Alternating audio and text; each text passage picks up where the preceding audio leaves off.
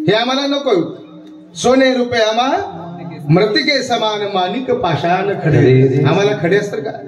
हे स्वराज्यासाठी वापरावर.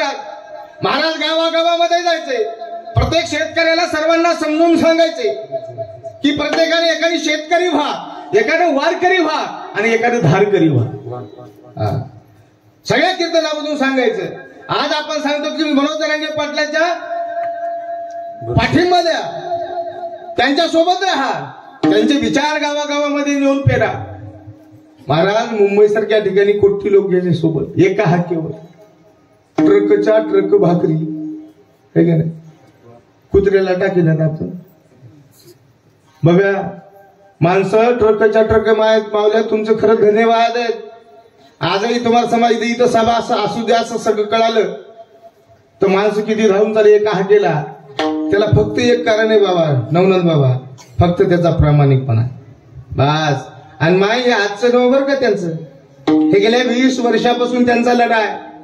5-6 महिन्यात हे आपल्याला ह्या मीडियाच्या माध्यमातून, मीडिया दादा तुमचं नाव काय?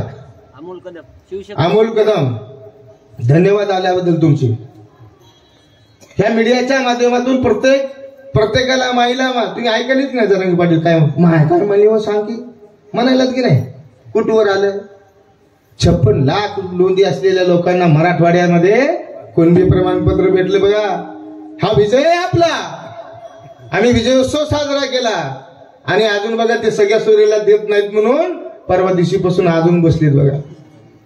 अजूनही वेळ पडली, त्यांनी फक्त हाक द्यावी, त्या हाकेला हो म्हणून आपण जाण्याची तयारी ठेवली पाहिजे.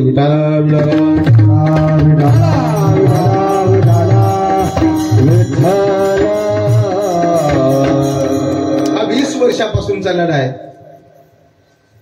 गावाकड पोट भरणा म्हणून सासरवाडीत येऊन राहिलेला बाबा आहे. 4 एकर जमीन आहे.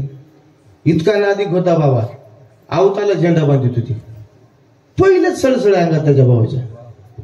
ते मला आपलं पैसे नाचन आपण कधी जमले होते. त्यांनी कोपर्डीच्या प्रकरणामध्ये त्या ठिकाणी त्यांचे मित्र त्यामध्ये अडकले होते आणि अडकल्यानंतर त्याला सोडवण्यासाठी त्या माणसानं इकून तिकून पैसे करून त्या दोघांना सोडवलं. 6 महिने उंबरठा ओलांडला होता घरचा. जोपर्यंत त्या माझ्या मित्राला आणणार नाही तोपर्यंत मी घरचा उंबरठा ओलांडणार नाही शपथ घेतली होती. फार पक्का माणूस आहे म्हणून आज सरकार झुकते, लक्षात घ्या. त्यांनी सांगितलं आझाद मैदानाला येऊ देत नाहीत. कसं येऊ देत नाहीत? बहुत म्हणले.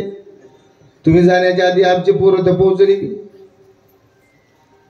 मुख्यमंत्र्यांना तिथं यावं लागलं. कुठं? वाशीमध्ये यावं लागलं. वाशीमध्ये यावं लागलं त्यांना मुख्यमंत्र्याला. तिथं घोषणा करावी लागली आणि तिथं येऊन घोषणा केली.